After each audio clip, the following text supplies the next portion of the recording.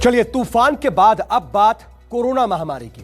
दरअसल कोरोना से लड़ाई के लिए वैक्सीन सबसे बड़ा हथियार बताया गया है, ये हम सब जानते हैं। पिछले साल से ही सीरियस कंडीशन वाले मरीजों के लिए प्लाज्मा थेरेपी रामबाण साबित होती आ रही थी, लेकिन अब इसी प्लाज्मा थेरेपी पर रोक लगाने की भी घोषणा कर दी गई है। प्लाज्मा थेरेपी पर आए इस नए आदेश की आखिर वजह है क्या? देखिए हमारी ये एक्सक्लूसिव रिपोर्ट।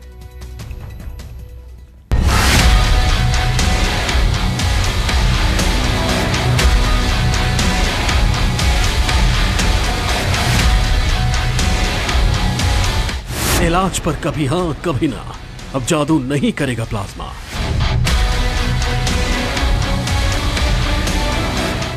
प्लाज्मा का खत्म हुआ सस्पेंस, आईसीएमआर ने घोषित किया यूजलेस। कोरोना मरीजों की जान बचाने के लिए जिस थेरेपी को रामबाण माना जाता था, जिसके मिलने से मरीज की जान में जान आ जाती थी, जिसके लिए मरीज के रिश्तेदारों में डोनर ढूंढने की मारामारी मची हुई थी, अचानक उसी प्लाज्मा थेरेपी को लेकर आईसीएमआर, एम्स और कोविड-19 की नेशनल टास्क फोर्स ने कोविड ट्रीटमेंट प्रोटोकॉल से हटा दिया।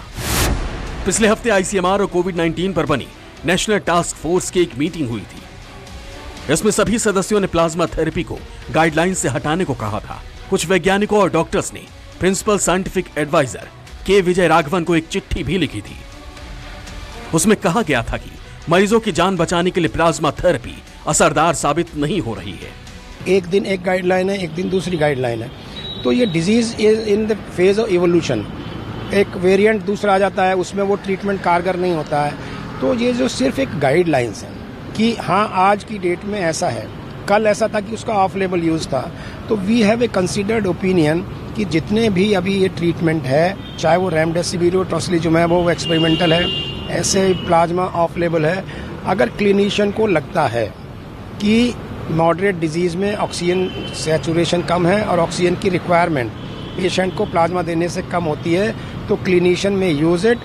एल्बिट क्योंकि इसको नेशनल गाइडलाइन से हटाया गया है, तो पेशेंट की और अटेंडेंट की कंसेंट लेना होगा। ये आईएमए का व्यू पॉइंट है। कोरोना की पहली लहर के दौरान से ही कोविड मरीजों को प्लाज्मा थेरेपी दी जा रही थी। दूसरी लहर के दौरान प्लाज्मा की मांग बहुत ज्यादा बढ़ गई थी। इसी मांग को पूरा करने के लिए दिल्ली सरकार ने प्लाज्मा बैंक तक खोल दिया था। प्लाज्मा क्या होता है और कैसे काम करता है, इसे समझाएंगे, लेकिन उससे पहले एंटीबॉडी के बारे में जानना बेहद जरूरी है। दरअसल शरीर वायरस से लड़ने के लिए एंटीबॉडी बनाता है, यानी अगर कोई व्यक्ति कोरोना संक्रमित है तो उसके शरीर में एंटीबॉडी बनती है। यह संक्रमण के करीब एक हफ्ते बाद बनना शुरू हो जाती है। एंटीबॉडी बन जाने के बाद वायरस से लड़ने की शरीर की क्षमता बढ़ जाती है। यही वजह है कि कोरोना के इलाज में कोरोना से ठीक हुए मरीज के एंटीबॉडी का इस्तेमाल प्लाज्मा के रूप में किया जा रहा था। लेकिन अब आईसीएमआर ने इसी प्लाज्मा थेरेपी को कोविड ट्रीटमेंट प्रोटोकॉल से हटा दिया है। प्लाज्मा खून में मौजूद पीले रंग का एक कंपोनेंट होता है। इंसान के शरीर में करीब 55% प्लाज्मा होता है। इसमें hormone, protein, carbon dioxide, glucose, mineral मौजूद रहते हैं। कोरोना से ठीक हुए मरीजों के खून से प्लाज्मा अलग किया जाता है, जिसके बाद कोरोना पीड़ित के शरीर में प्लाज्मा चढ़ाया जाता है।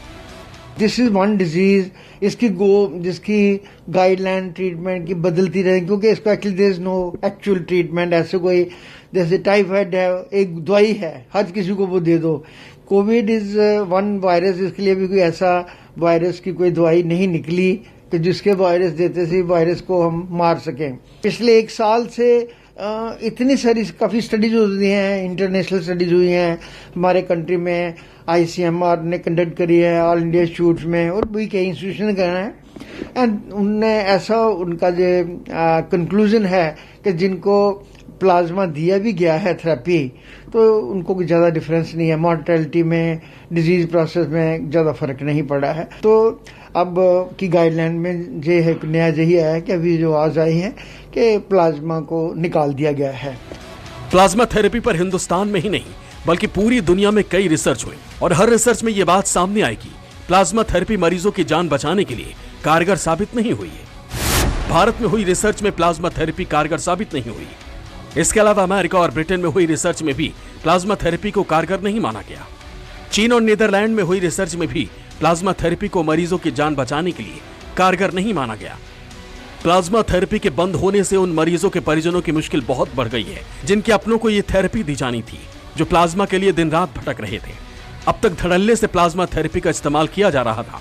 ऐसे में सवाल यह है कि कोरोना की दूसरी लहर के बीच लाखों जिंदगियों से खिलवाड़ करने वाला कौन था? Bureau report, news 24। नमस्कार, मैं हूं मानक गुप्ता। अगर आपको हमारा ये वीडियो पसंद आया हो तो इसे लाइक और शेयर जरूर करें, और हां, हमें सब्सक्राइब और फॉलो करना ना भूलें ताकि आप देश और दुनिया की कोई खबर मिस ना करें। चाहे कोई ब्रेकिंग न्यूज हो या कोरोना वायरस से जुड़ी कोई भी अपडेट, पॉलिटिक्स हो या आपकी जेब से जुड़ी कोई खबर, इलेक्शन की कोई न्यूज हो, कोई कंट्रोवर्सी हो या फिर कोई वायरल वीडियो, सब कुछ मिलेगा न्यूज़ 24 पर। तो जुड़े रहिए हमारे साथ और देखते रहिए न्यूज़ 24।